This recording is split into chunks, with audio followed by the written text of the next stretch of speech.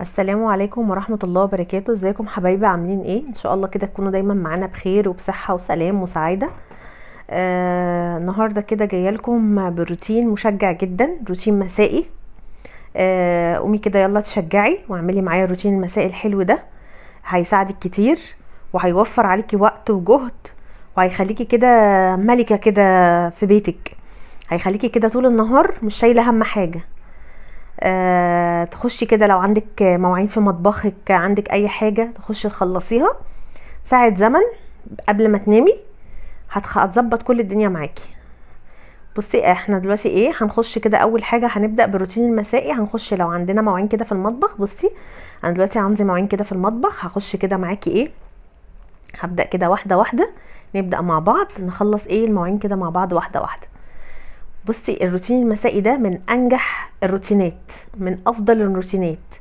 انا ان شاء الله كده هعمل لك روتين مسائي مشجع جدا جدا جدا، وهيحفزك جدا جدا جدا. اول حاجه، انت خلاص طول النهار زي ما انتم عارفين احنا ايه اليومين دول الجو حر قوي، والصيف بدأ خلاص يضغط بقى، والحر بدأ ايه يزيد يوم عن يوم. فاحنا ايه الصبح بتبقي طبعا انت همدانه ومهمده تعبانه، وراكي مسؤوليات كتير، فكل ده بيبقى لود عليكي. تاني يوم بتقومي بقى شايله هم، وعايزه تعملي اكل لاولادك، وعايزه تروقي، وعايزه قدامك مليون حاجه وحاجه عايزه تعمليها. فالروتين المسائي ده صدقيني بيسهل عليكي كتير قوي، بيظبط لك يومك. تاني يوم بقى بتلاقي دنيتك متظبطه، بتقومي كده عندك كميه طاقه ايجابيه وراحه نفسيه رهيبه. جربي وقومي كده تشجعي، ويلا اعملي الروتين بقى المسائي كده، في الطراوه الحلوه، في الجو الحلو كده والهواء النقي، بعيد بقى عن الحر والشمس. انت دلوقتي هتقومي بقى ايه لو عندك بعد خلاص ما يومك بقى ايه، خلاص انت خلصتي يومك، تيجي بقى ايه اخر اليوم لو عندك بقى مواعين في الحوض، بتقومي بقى بتظبطي بقى مطبخك، بتظبطي مواعينك، بيبقى مطبخك كده تمام زي الفل.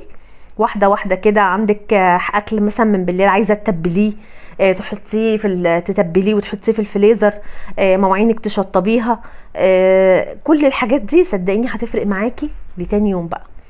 اما انت روتينك المسائي تظبطي كده يومك، تبداي كده هي ساعه زمن، هتاخدي ساعه زمن هتريحك بقى طول النهار. هتقومي من النوم بقى الصبح كده فاضيه كده ورايقه، ما تقومي كده تلاقي مطبخك ده زي الفل، مواعينك كده متشطبه، بوتاجازك نظيف. هتقومي تلاقي دنيتك مترتبه، دماغك هتبقى مترتبه ومتنظمه. هتقدري بقى ايه ان انت تبداي يومك كده بروقان، بهدوء.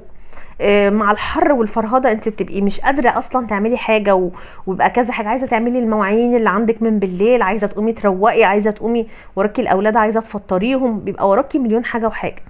فانت صدقيني الروتين المسائي ده جربيه، هيظبط معاكي يومك وهينظم معاكي وقتك، وهيفرق معاك. هتبقي قاعده كده طول النهار، هتقومي كفايه بس كده لما انت الصبح كده تبقي قايمه، تفتحي كده تقومي كده الصبح تفتحي كده شبابيك البيت كله كده وتهوي البيت، تدخلي كده الشمس والطاقه الايجابيه، وتهوي المكان كده اللي انت قاعده فيه، وتدخلي الضوء. تخشي كده مطبخك تشمي منه ريحه النظافه، تلاقي مواعينك متشطبه، كوباياتك متعقمه، رخامتك نظيفه، بوتاجازك نظيف. كل الحاجات دي هتفرق في نفسيتك قد ايه بقى وانت واقفه كده في مطبخك زي الفل. تطلعي كده الليفنج بتاعك مترتب، لو في اي حاجه بترتبيه. لو دلوقتي الصاله الريسبشن بتاعك بتطلعي كده، لو في اي حاجه. الروتين المسائي ده فايدته ايه؟ ان انت بتلملمي اي حاجه حواليكي، بتظبطي الدنيا من غير مجهود ولا تعب ولا اي حاجه، في الطراوه كده، في الجو الحلو كده الرايق. بعد كده ما خلاص بقى انت خلصتي كل اللي وراكي، وخلاص غديتي ولادك وعملتي كل حاجه وراكي، خلاص هي ساعه زمن هتخشي تلملمي كده كل حاجه من حواليكي. لو كوبايات بره على الترابيزه في الريسبشن في اوضه الليفنج هتلميهم تدخليهم المطبخ، شويه اطباق هتحطيهم في الحوض، مش عارفه ايه، هتظبطي دنيتك. شويه هدوم مثلا عايزين يتنشروا هتنشريهم، هتعملي دورة غسيل في الغسالة، كل ده هيفرق معاكي. هتبصي تلاقي نفسك كده هتقومي تتنشطي كده ساعة زمن في الطراوة كده، بعد ما خلاص بقى كوني انت بقى خدتي يومك كده وفوقتي وفطرتي واتغديتي وشربتي القهوة بتاعتك او النسكافيه بتاعك، خلاص بقى انت كده اتنشطتي واتحمستي. بدأت بقى الشمس كده خلاص، بدأ بقى ايه الهوا بقى كده يجي، وبدأت الطراوة تيجي، وبدأ ايه الجو كده يبقى رطب من حواليكي، هتلاقي نفسك اتنشطتي. غير الصبح بقى بتبقي انت همدانه، ما تبقاش كل الدنيا عليكي. يا سلام بقى لو انت ايه عملتي على الاكلات سهله. الست بيحب الاكلات الخفيفه السهله، ما بيحبش الاكلات الدسمه الصعبه اللي بتاخد منك وقت وجهد في المطبخ وتوقفك كتير. لا، خليكي كده ايه، اختاري الوجبات صحيه وفي نفس الوقت سهله ما تاخدش معاكي وقت. تجيبي مثلا فراخ وتتبليها وتشيليها، بانيه تتبليه وتشيليه، تعملي مثلا كفته تعمليها برجر تعمليه وتفرزنيه في التلاجة، تتبلي حاجتك من بالليل وتشيليها في التلاجة. هتقومي كل الكلام ده هيسهل عليكي الوقت والجهد، وتبقي قايمه تاني يوم كده بكامل طاقتك، قايمه كده عندك هدوء، سلام داخلي، راحه نفسيه، تحس ان انت ايه وقتك لسه بخيره. انت ما بتجريش ورا نفسك طول اليوم، لا انت دنيتك متظبطه. الساعه اللي انت بتعمليها روتينك المسائي ده بيفرق جدا معاكي وبيخلي دنيتك ويومك متظبط. انت كل يوم كده لما يبقى ايدك في حاجتك كل يوم كده وململمه حاجتك ومظبطه، اي حاجه تتلخبط منك، اي حاجه عايزه تظبطيها تتظبط اول باول. لو تظبطي كل حاجه اول باول مش هتتعبي. الحاجه طول ما انت ايدك في حاجتك اول باول، مطبخك اول باول متشطب، دنيتك متلملمه من حواليكي، هدوم عايزه تتطبق تكوني مطبقاها اول باول ومدخلاها الدولاب. دوره غسيل دي على طول لازم بالليل قبل ما تنامي، مع ما انت بتشطبي كده مطبخك وبتغسلي مواعينك، وبعد كده بتبداي تلمعي رخامتك، بوتاجازك لو عليه اي حاجه انت بتظبطيها. كل الكلام ده عندك بقى ايه، شويه غسيل بتحطيهم وتشغلي عليهم الغساله، تعملي دوره غسيل كده على ايه، على ما تلملمي حاجتك وتروقي الريسبشن بتاعك. هتلاقي ايه دوره الغسيل انتهت، بتبداي تطلعيها من الغساله بعد ما تخلص. بتفرق جدا معاكي. بتاخديها لو تقدري تنشريها قبل ما تنامي بتنشريها، ما تقدريش حطيها في القروانه او في البوله بتاعه الغسيل لتاني يوم الصبح. اول ما تقومي الصبح على طول هتبقى الغسيل عندك جاهز في القروانه بتاعتك متهوي، ما تسيبوش جوه الغساله عشان ما يعملش روايح او يبقى ريحه الغسيل مكتومه او حاجه. لا، انت تطلعيه في بوله في بتاعه الغسيل القروانه. لو عندك وقت ومستطاعه ان انت تنشريه قبل ما تنامي نشريه. مش قادره بقى وخلاص بعد ما خلصتي ما شطبتي مطبخك ولملمتي الدنيا من حواليكي وشفطتي الارض بالمكنسه، كل الكلام ده خلاص خليه الصبح اول ما تقومي تروحي ايه منشراه كده، وتقومي بقى تحضري بقى لنفسك بقى ايه، تقومي كده تلاقي بقى مطبخك زي الفل، ريحه النظافه طالعه من بيتك، تبداي تفتحي كده الشبابيك والبلكونات، تدخلي الهواء والطاقه الايجابيه لبيتك، هيفرق معاكي وفي نفسيتك جدا. هتقومي تلاقي دنيتك متلملمه، هتلاقي دنيتك متظبطه. يبقى انت خلاص كده ما قدامكيش بقى ان انت تقومي ايه بكامل طاقتك كده، هتحضري فطار جميل زيك، فطار صحي ليكي ولولادك، مطبخك هيبقى زي الفل، هتبقي واقفه كده بتحضري فطار وانت ايه في كامل سعادتك. قد ايه احنا لما بنلاقي المطبخ نظيف ومتشطب ومواعينك متشطبه، تبقي واقفه كده تلاقي المطبخ كده ايه ريحه النظافه طالعه منه، ريحه النظافه طالعه من بيتك. تقومي الصبح كده تلاقي الصاله بتاعتك متظبطه، تلاقي الاوض برضو على الاوض بتاعت ولادك مثلا برضو لو في غسيل هتدخليه في الدواليب، حد كان بره ورجع هتدخلي هدوم الدواليب، كل الحاجات دي بتفرق. لملمي كده من حواليكي اول باول، حطي كل حاجه في مكانها، هتلاقي كل حاجه مترتبه معاكي، كل حاجه متنظمه معاكي، يومك هيبقى مرتب منظم. وانت كل ده ما خدتيش من وقتك حاجه، انت كل اللي خدتيه من وقتك هي ساعه زمن، روتين مسائي، ساعه زمن بس هتظبط معاكي يومك. وزي ما قلت لك برضو تجيبي مثلا ايه فراخ بانيه، تعملي مثلا ايه تتبلي فراخ تتشوي، تتبلي جزء للشاورما، تعملي مثلا لحمه مفرومه، تعملي كفته، تتبلي شويه برجر، كل الحاجات دي تبقى عندك في الفريزر، يبقى سهل عليكي. تقومي الصبح مجرد بس تطلعي الكيسه بتاعتك من الفريزر على ما تحضري فطارك كده برضو. ولو عندك اي حاجه عايزه تتظبط كده في بيتك او اي حاجه عايزه تتلمع او اي حاجه تتظبط كده على السريع، تكون حاجتك فكت، تقومي حطاها مع شويه مكرونه مع شويه بطاطس محمره. الاكلات دي اطفالنا كلها بتحبها وبتبقى خفيفه وسريعه عليكي في الصيف.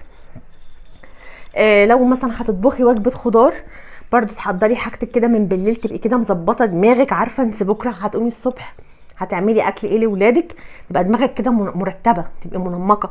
تقومي الصبح انا عارفه انا هعمل 1 2 3، هعمل اكل كذا، سواء هتعملي طبخه ممكن تعملي طبخه على يومين لو ولادك بيحبوه، هتعملي شويه رز مع مثلا طاجن باميه مع شويه ملوخيه، هتاكليهم على مثلا ايه، تعملي مثلا كميه محترمه تاكليها مثلا ايه على يومين، بحيث ان انت ايه تقللي من وقفتك في المطبخ، عشان احنا زي ما قلت لك احنا في حر وفي جو حر، لا انت تقللي من ايه، من وقفتك في المطبخ وتقللي من مجهودك، وبقى في نفس الوقت اكلك يبقى تاني يوم عندك بيبقى راحه نفسيه رهيبه. تبقى حلوه لما تبقى عندك اكل كده وعارفه انت تاني يوم هتاكلي ايه كده. هو بيبقى عندك بقى اليوم كله فاضي، اي مثلا حاجه وراكي بقى، اي حاجه عايزه تنظيف عميق في البيت بتبقي انت فاضيه تعمليها، كل الكلام ده. التنظيف بيبقى عايز ايه، ترتيب كده بذكاء. هتحس ان انت بتنضفي وبيتك ده ريحه النظافه طالعه من بيتك، بيتك زي الفل مستعده لاي حاجه. عيد يجيلك بقى، رمضان يجيلك، ضيف يجيلك، يبقى بيتك كده طالع منه ريحه النظافه، مليان طاقه ايجابيه. البيت النظيف بيبقى كله طاقه ايجابيه، بيبقى كده كل الناس كده تشهد بنظافتك وتشهد كده بترتيبك. كل ده ايه بناء على ايه، بناء على ترتيب وتفكير ان انت ايه، هي ساعه زمن. الروتين المسائي ده هيظبط معاكي يومك، وهيظبط. هتقومي تاني يوم كده بقى تحضري فطارك كده بقى في هدوء. بصي بقى تقومي كده، كفايه بقى ان انت تقومي بصي تلاقي الحوض كده فاضي، دي كميه راحه نفسيه رهيبه. طبعا اكيد كلكم مجربين وكلكم شطار وزي الفل وكلكم مجربين، واللي ما جربتش تعمل الروتين المسائي صدقيني هيظبط معاكي. كفايه قوي ان انت تقومي الصبح تلاقي الحوض بتاعك بيلمع، بيبرق من النظافه، الرخام بتاعك بيلمع، كل حاجه عندك متصبنه، كل حاجه عندك مترتبه. تبداي ترجعي المواعين بتاعتك مكانها، تبداي كده تنشفي الرخام بتاعك من حواليكي. كل ده صدقيني هيظبط بقى معاكي وهيفرق معاكي كتير كتير كتير في يومك، في نظافه بيتك. هتقومي كده بقى تاكلي الفطار بتاعك كده في هدوء وفي راحه نفسيه. تبقي فاضيه كده لاولادك بقى، مستوعبه اولادك. وبالذات الروتين المسائي ده ينفع قوي قوي قوي عند الامهات اللي هي عندها مثلا طفل او طفلين صغيرين.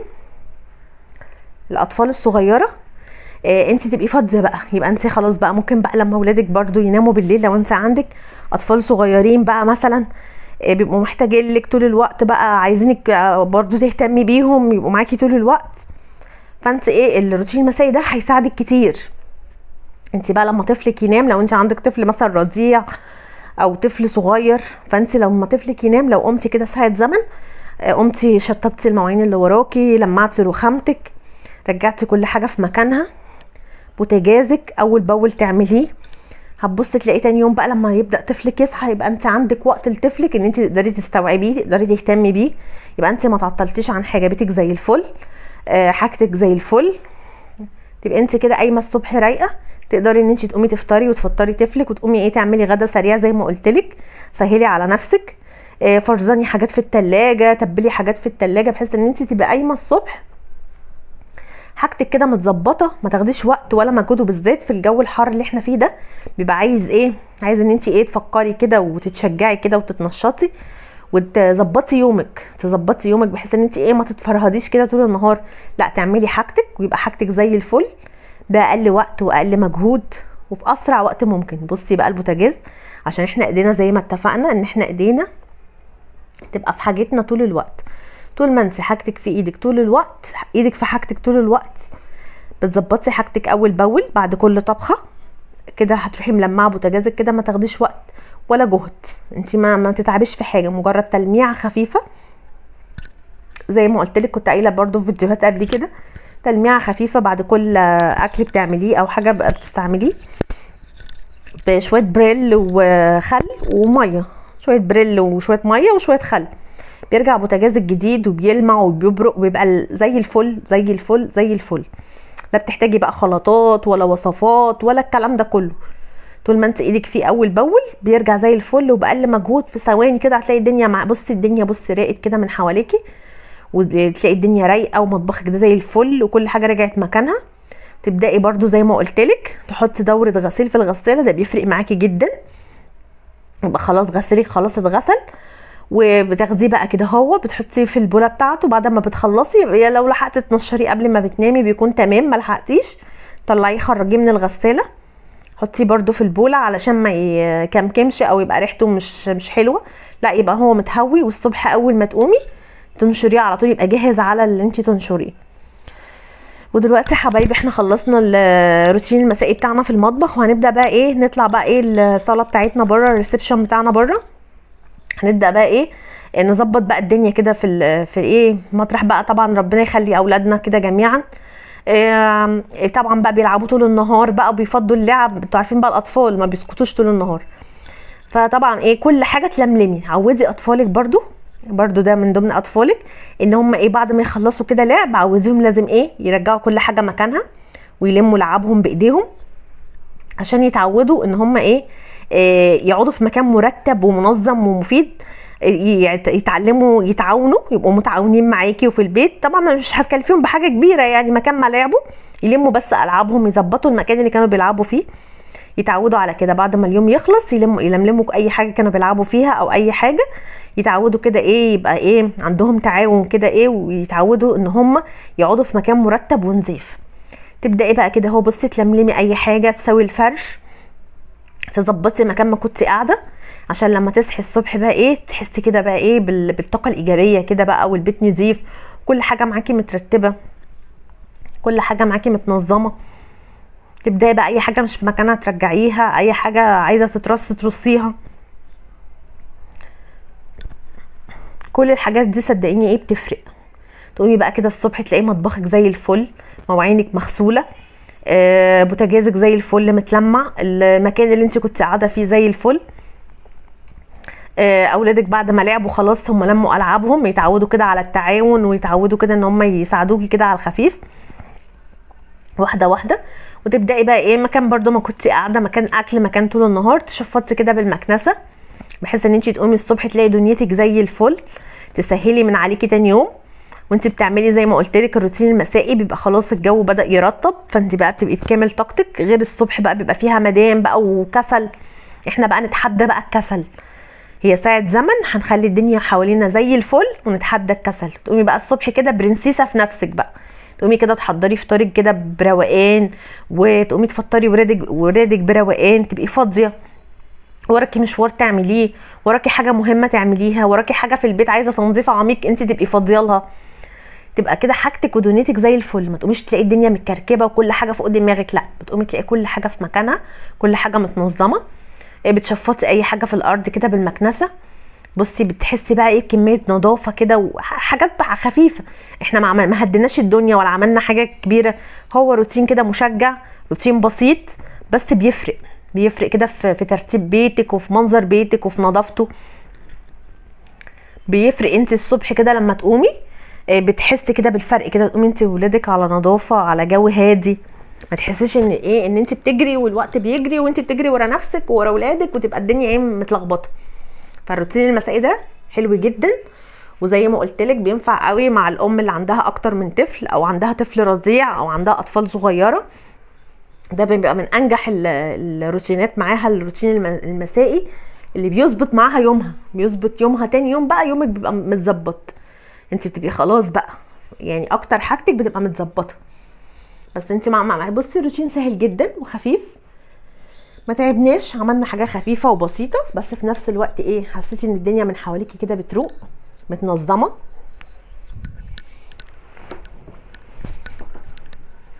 بصي الدنيا بدات تروق معانا كده، بصي كل شفطنا بنشفط كده الارض بالمكنسه، وزي ما قلت لك اي حاجه مش في مكانها نبدا نرجعها مكانها، ده هيفرق في الترتيب والتنظيم والمنظر. تقومي كده الصبح بقى تلاقي راحه نفسيه كده وطاقه ايجابيه، وتلاقي كده البيت كده ايه بيشع منه كده البهجه وريحه النظافه، تحسي كده ان انت ايه قاعده كده في مملكتك كده زي الفل.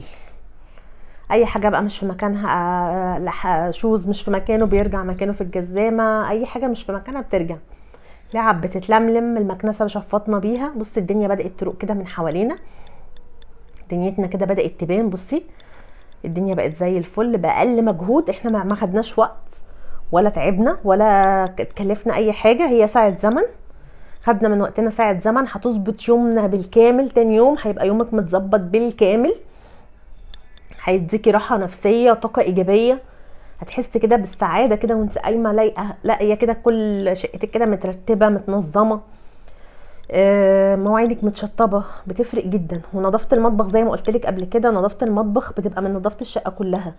انت ادام مطبخك نظيف ومواعينك مغسوله ورخامتك وبوتاجازك متلمع، انت كده بصي يعتبر كده شقتك كلها نظيفه، نظفت المطبخ من نظفت الشقه كلها.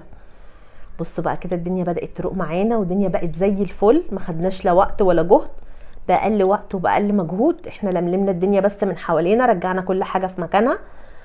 بصي اي حاجه مش في مكانها تبداي كده تلملميها.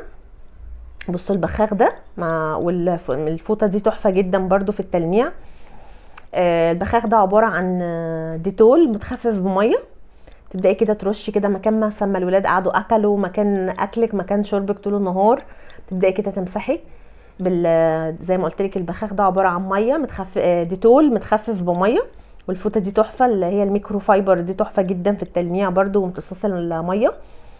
بصي كده لمعتي وعقمتي بالديتول، بصي دنيتك راحت زي الفل كده، تقومي تشمي ريحه النظافه وريحه التعقيم كده، تبقي نايمه وانت كده ايه في كامل سعادتك كده، وتحسي كده تبقي نايمه كده شامه ريحه النظافه، صاحيه شامه ريحه النظافه باقل وقت واقل مجهود. احنا لا خدنا وقت ولا اتكلفنا اي حاجه. بصي حاجه بسيطه جدا هتفرق معانا وفي يومنا. بصي تبداي كده بقى تظبطي كده دنيتك عشان تقومي كده ايه يديكي طاقه ايجابيه كده، وتقومي كده ايه يبقى جو رايق، جو هادي، جو الهدوء النفسي والراحه النفسيه. بصي بقى الجمال، بصي الترتيب، ولما كل حاجه ترجع مكانها والدنيا راقت معانا ازاي. تبداي بقى ترشي المعطر كده بقى بتاعك عشان تنامي بقى البيت بقى منظم ازاي ومرتب ازاي، وريحه النظافه كده هتشع منه وتطلع منه. ترشي كده على المفروشات عشان ريحه المعطر تثبت. والسلام عليكم ورحمه الله وبركاته.